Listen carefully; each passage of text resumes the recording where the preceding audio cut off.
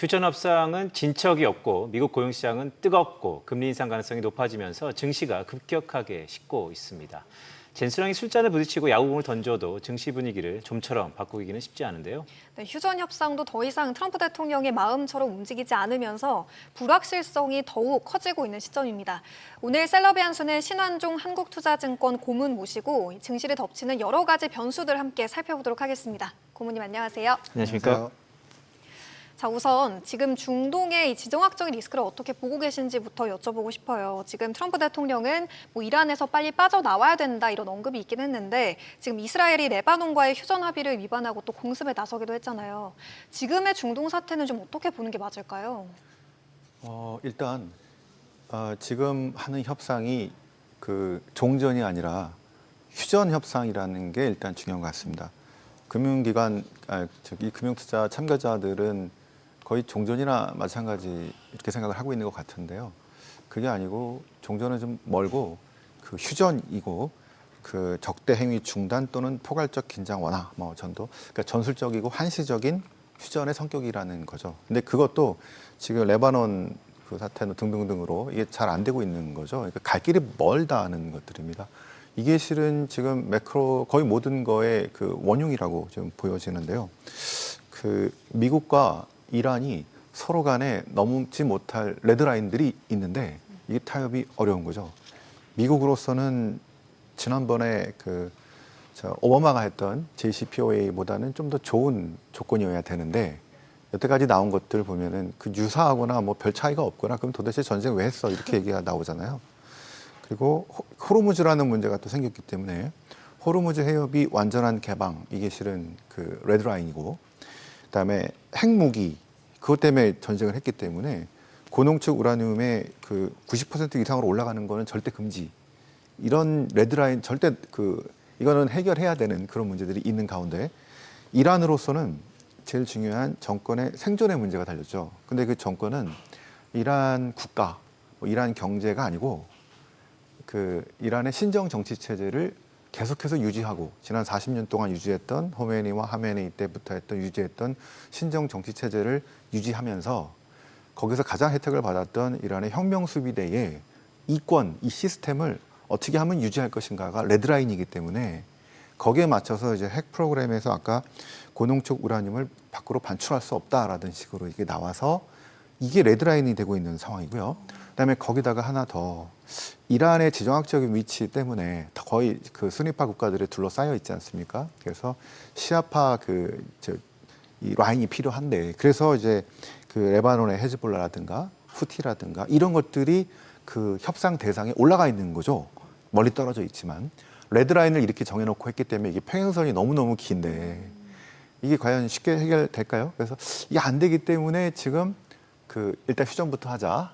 그래서 호르무즈 해협을 좀 개방하는 대가로 동결됐던 자산을 풀어준다든가. 근데 그것만 안 되고 좀 더 이런 과정에서 지금 이스라엘의 이란을 공격한다든가 헤즈볼라를 공격한다든가 이런 것들 때문에 지금 잡음이 나고 있는 상황이 그렇다는 거지. 지금 이번 주 안에 트럼프 대통령이 무슨 종전에 대한 뭐가 나오면은 시장이 바로 좋아진다? 그게 아니고 갈 길이 무지하게 먼데 그래서 이게 지금 금리부터 해서 우리 환율이라든가 모든 것들을 매크로들을 지금 움직이고 있다는 것들을 좀 직시하는 게 중요할 것 같습니다. 말씀하셨던 것처럼 사실 이란발 지정학적 리스크이지만 거기 중심에는 국제유가가 있지 않습니까? 일요일 날이었던 것 같은데 오펙 플러스가 증산을 결정했어요. 또한 아랍에미레이트가 세 번째 산유국인데 탈퇴하지 않았습니까? 그런데 유가는 왜 이렇게 안 내려오는 겁니까? 오히려 왜 이렇게 안 올라갔지? 그러니까 지금 상황이 그 전 세계 호르무즈가 거의 그 전 세계 20%라고 얘기하잖아요. 그런데 실은 $100 잠깐 올라갔다가 94달러 또는 상황이 좋아지면 $80 후반까지도 내려왔는데 이게 그렇게 좀 막혀 있어도 그렇게까지 안 올라갔네. 저는 그렇게 생각이 들거든요. 근데 이유는 일단 호르무즈 해협을 우회하는 원유 수출량이 증가했다는 게 있고요. 홍해라든가. 네. 그다음에 멕시코만 등등 지역에서 그러니까 미주 지역, 다른 지역, 그다음에 전략 비출류 방출 등으로 그 공급이 그래도 꽤 나왔다는 것도 있겠고 중요한 거는 수요가 감소했다는 겁니다. 확실히 전 세계적으로 그 특히 석유화학의 원료 나프타 등등등의 이런 그 수요가 감소했다는 것도 줄였다는 거죠. 그리고 우리도 이제 뭐죠 그 칠부제인가 오부제, 오부제죠. 뭐 네. 이런 거 하고 이제 앞으로 또 어떨지 모르겠지만 각국에서 이런 식으로 시행하면서 원유 수요를 좀 줄였고요. 그다음에 중국에서 또 나름 상당히 버티고 있는 것들이죠. 이미 전기화도 많이 됐고 그 저 비축유도 풀고 아니면은 뭐 어떤 조절해 가면서 등등으로 예상보다 좀 덜 내려갔는데 그래서 지금 88불 초반도 갔다가 또 100불, 104불도 갔다가 왔다 갔다 하는데 그 시나리오가 이제 어떻게 될 거냐에 따라서 유가 결정이 될 것 같은데요. 첫 번째는 여러분들이 기다리는 그 휴전 MOU를 이제 맺는 거는 실은 빅 딜이 아니라 스몰 딜입니다. 그잖아요. 저 호르무즈 해협을 안전을 보장하고 네. 그 대가로 이제 이란의 해외 동결 자금 추가로 해제하고 뭐 원유 수출 용인하고 뭐 이런 것들을 미국은 하려고 하는데 이제 이란은 더 집어넣어라 막 이렇게 얘기를 하는 거죠. 근데 이게 빅딜이 아니고 아까 핵무기 빠졌죠. 뭐 등등이 빠졌기 때문에 그냥 스몰 딜입니다. 이게 가장 좋은 시나리오고 현재로서는 저는 한 30% 정도 가능성 보고요. 그다음에 그 어떤 중립 시나리오는 지금 이 상태 그대로 가는 겁니다. 공격하는 것도 아니고 그냥 교착 상태에서 국제적인 충돌이 있어도 뭐 큰 건 아니니까 계속 협상을 해갈 거야. 이게 계속 평행선을 가게 되면서 협상은 중단되지 않지만 실질적인 합의문 도출이 안 나오면서 될 듯 될 듯 하면서 계속 시간만 지금 흐르는 뭐 이런 상황으로 가는 거고요. 그다음에 이제 최악의 경우가 다시 붙는 건데 이거는 가능성이 높지 않고 현재 교착 상태 유지하거나 아니면 스몰 딜로 가려고 하는 요 정도 상태에서 지금 유가는 80달러 중반에서 뭐 한 어떨 때는 잠깐 90달러 후반까지 갔다가 뻥 터지면 올라갔다 내려왔다 해서 85에서 한 100달러를 왔다 갔다 하는 이런 상황인데 만약에 여러분들이 원하는 이제 스몰 딜로 갔다 그러면은 뭐 호기에서 얘기하는 것처럼 뭐 다시 60, 70달러에 갈 거야 쉽지 않습니다. 이게 일단 비축유도 다시 재고 쌓아야 되는 것도 있고요. 네. 그 생산 시설 다시 채워야 되는 문제들도 있고 하니까 최소 3개월에서 6개월인데 그게 실은 스몰 딜 했을 때는 또 완전 개방이 아니라 항상 아직도 문제가 밑에 도사리고 있지 않습니까? 그래서 유가는 스몰 딜이다 하더라도 80달러 한 초반에서 뭐 한 후반을 왔다 갔다 하는 상황. 그래서 또 뭐가 생기면 또 튀었다가 뭐죠 안정을 찾으면 80달러 좀 초반을 갔다가 이 정도 수준이기 때문에 기존에 있던 60달러, 70달러하고는 완전히 다른 상황. 자, 이게 지금 유가가 각 나라들의 그 문제를 자극하고 고물가, 고금리 이쪽으로 고착화시키는 방향으로 가고 있기 때문에 아마 시간이 뒤로 흐르면 흐를수록 매크로 상황은 더 나빠진다고 보는 게 맞을 것 같습니다. 그러면 다음 주에 이제 FOMC가 또 예정이 돼 있잖아요. 말씀해주신 것처럼 유가가 좀처럼 진정이 되지 않는다면 인플레이션 우려는 계속해서 지속이 될 거고 그럼 금리 인상에 대한 부분은 불가피하지 않을까 싶기도 한데 실제로 지금 CLB 패드워치 기준으로도 금리 인상 확률이 점점 높아지고 있고요. 그러면 FOMC를 앞두고 있는 지금 시점에서 금리 인상에 대한 무게는 고모님은 좀 어떤 정도로 보고 계세요? 6월은 그냥 동결하기로 할 것 같고요. 그다음에 이제 7월부터긴 한데 저는 7월에도 쉽지 않을 거라고 보고 있고요. 그러니까 금리 인하에 대한 기대가 워낙 높았다가 지금 점점 줄어들다가 이제는 인상해야겠네가 이제 최근의 모습이잖아요. 근데 그렇다고 케빈 어시가 들어가자마자 바로 이제 트럼프와 반대로 인상을 갈 수는 없고요. 지금부터 지켜보겠죠. 그 지난달에 그 CPI가 아마 3.8 헤드라인은 3.8 나왔고 그 이번 달에 나올 게 아마 4%가 넘는 4.2가 나올 것 같긴 합니다. 네. 근데 근원은 그보다 좀 낮게 나올 것 같긴 한데요. 기대 인플레이션은 아직 크게 높아지는 상황은 아닌 것 같아요. 이런 상황이라고 한다면 일단 지켜보자라고 할 것 같고요. 근데 어제 나왔던 그 고용 지표는 그 예상을 저희가 8만 5천 뭐 많아봤자 10만 이렇게 생각했다가 17만이 나와가지고 깜짝 놀라가지고 이렇게 견주하면은 금리 인하가 아니라 올려야겠 이렇게 나왔잖아요. 근데 저는 잘 나왔잖아요.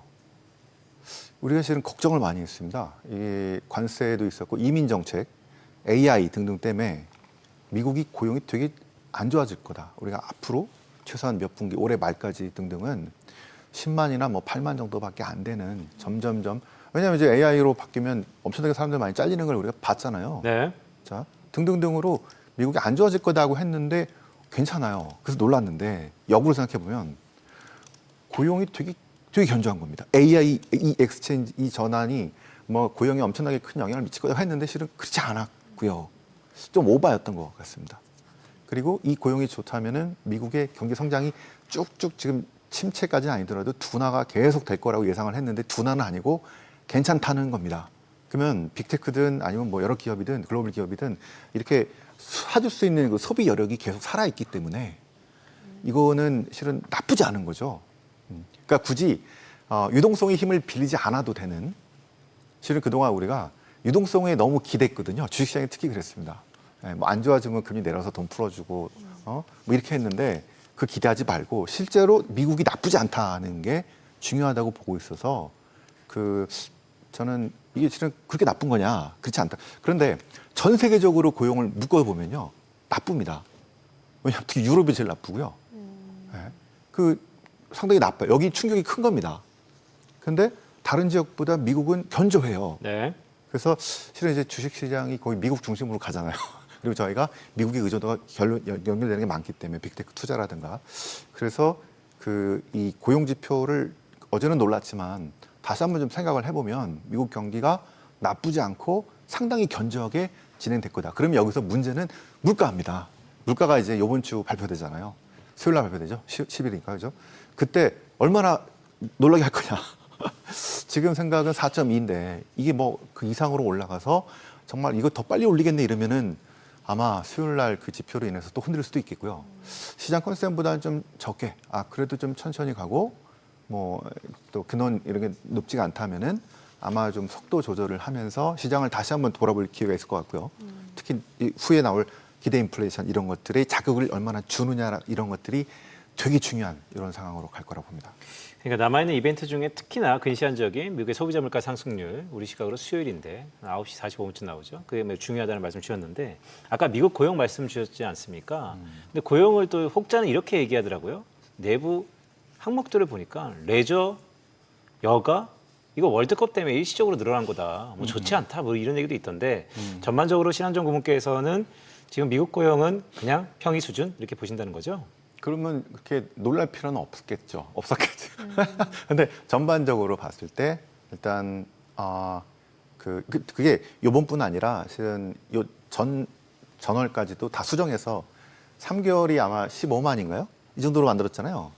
상당히 괜찮았다는 겁니다. 그래서 연초에 우리가 고용은 나쁠 거야라고 그 AX 전환으로 인해서부터 해가지고 뭐 저 특히 김용이나 이쪽에서 또 뭐 IT 쪽에서 사람들이 해고되는 걸 보니까 이게 빨라질 거야. 그다음에 이민 정책 이 부담이 컸는데 그게 아니더라라는 것들을 우리가 좀 수정해야 되는 상황이기 때문에 그 고용 정책 고용 쪽은 좀 더 유동성 기대하지 않고도 일단은 미국이 상당히 그래도 견조하네. 네.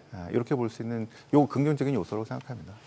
알겠습니다. 좀 전에 보니까 대통령도 우리 외환시장에 대해서 한 말씀 한 것 같더라고요. 좀 과하다. 하지만 일시적일 수 있다. 뭐 트랜지토리가 이제 한국까지 오는 겁니까? 시한정 고문께서는 어떻게 보세요? 외환시장이 수출 경쟁력에 비해서는 좀 과하다라고 느끼십니까? 우리가 예전에 2000년에서 2015년까지가 외환시장을 결정하는 그 요인이 그 무역 수지였죠. 중국의 수요로 특수로 우리가 돈을 무역 수지를 엄청나게 벌면서 원화가 강세로 갔거나 상당히 안정적인 선을 유지했던 때가 있었고요. 그때는 무역 수지가 곧 외환시장을 결정했습니다. 그런데 2015년 이후부터는 이 영향이 좀 줄어들고요.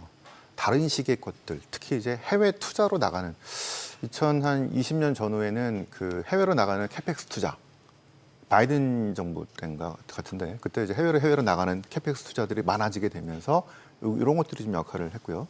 그리고 이제 한 2022년부터는 우리 사학개미들의 해외 금융 투자들이 엄청나게 증가하면서 중요한 영향을 미쳤습니다. 지금은 그런 것들이 쭉 다 있는 가운데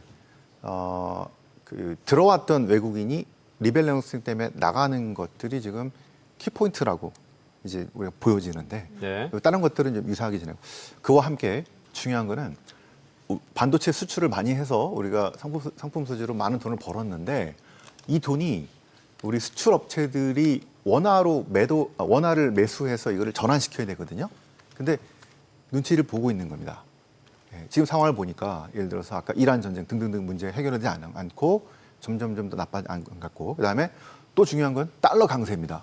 그다음에 엔화 약세죠. 이 추세가 계속되는 상황에서는 우리가 혼자 또 강하게 갈 수도 없습니다.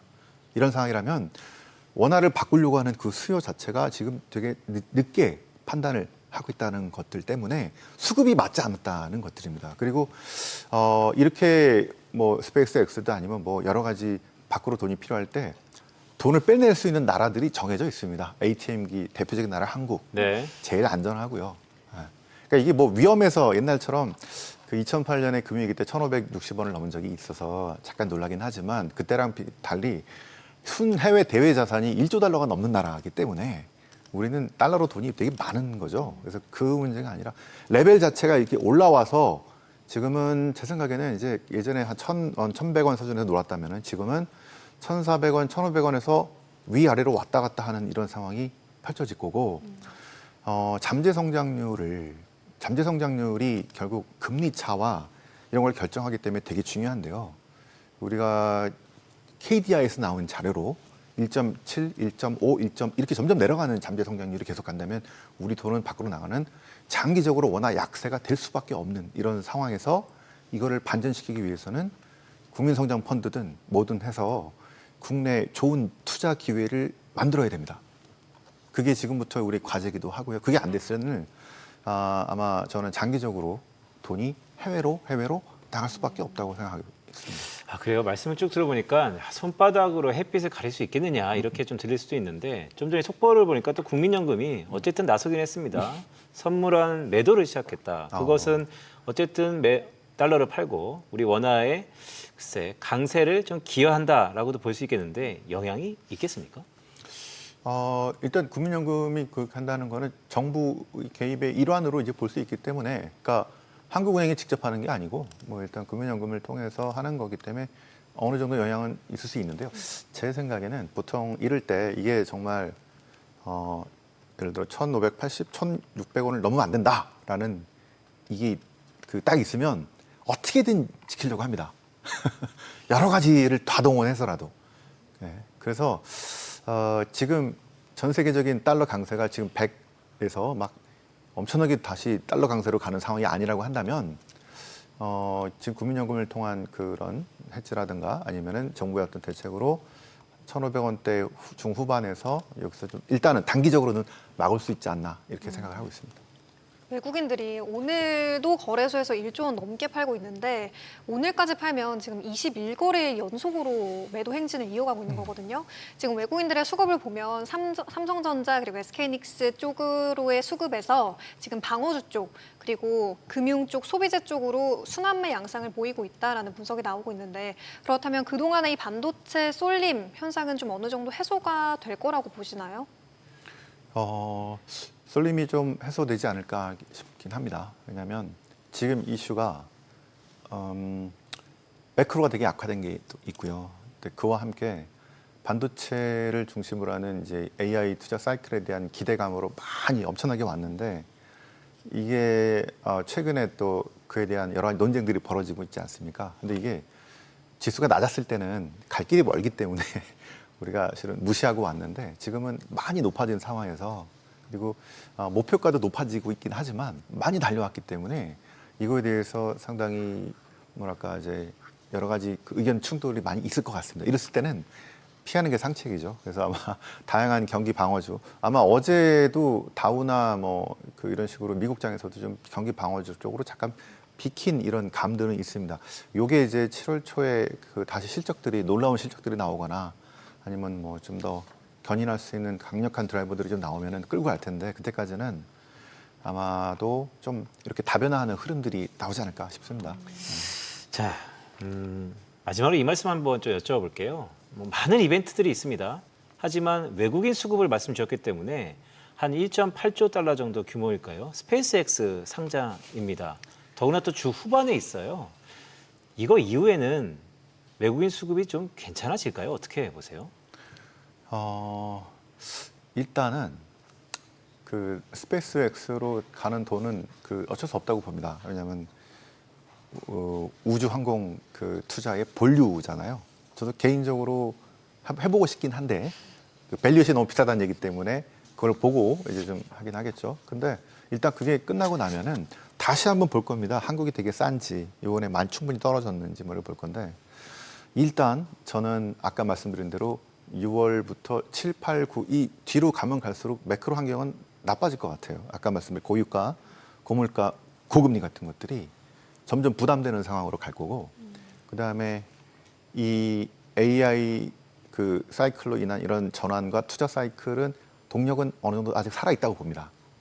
그동안은 AI 사이클이 압도했다면 이게 지금 매크로가 어느 때 압도했다가 또 왔다 갔다 하는 이런 힘겨루기가 있는 가운데 네. 우리 레버리지 ETF부터 해가지고 그 변동성이 엄청나게 높은 환경으로 바뀌었고 결국에는 이럴 때는 우리 투자하시는 분들의 심리에 달려 있거든요. 기관도 믿을 게 못 되고 지금 외국인도 믿을 게 못 되니까 오로지 여러분들의 투자 심리인데 반문해서 물어본다면 여러분들이 지금 헷갈리실 거란 말이에요. 그죠? 강력한 뭐가 그전에 많았는데 이게 좀 약화되는 상황이라서 아마 그 돈은 이제 어느 정도 들어오긴 하겠지만 그게 그전만큼 강력하지는 않을 것 같고 7월에 아까 그 새로운 어닝과 새로운 어떤 동력들이 나타날 때까지는 조금 횡보하는 이런 게 아닐까 이렇게 싶습니다.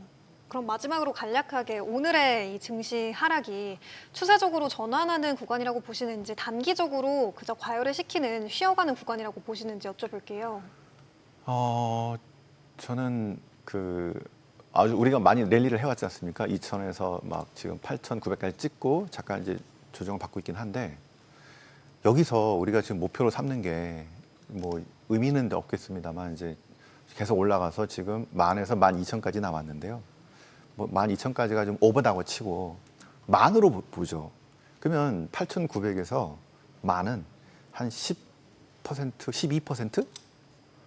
그동안 우리 달려온 거에 비하면은 실은 거의 많이 적죠? 왔어요. 네. 네, 그래서 추가 기대가 높지 않다는 겁니다. 그랬을 때는 그동안 달렸던 것들을 이제 정리하고 이제 분산하고 뭐 이렇게 가지 않을까 싶습니다. 그래서 지금부터는 아마 여름이 이제 진입하겠죠. 드라이빙 시즌도 있지만 6, 7, 8 이때부터는 자산에 대해서 어떻게 분산할 건지를 이제 고민을 해야 되는 그런 시점으로 들어갈 거다라고 생각하고 있습니다. 그럼 저희 방송 중에 전해드린 내용과 관련해서 모든 투자 판단의 책임은 투자자분들에게 있다는 점 알려드리면서요. 지금까지 신환종 한국투자증권 고문과 함께한 셀럽의 한 수 여기서 마무리하도록 하겠습니다. 오늘 말씀 고맙습니다. 네, 고맙습니다. 감사합니다.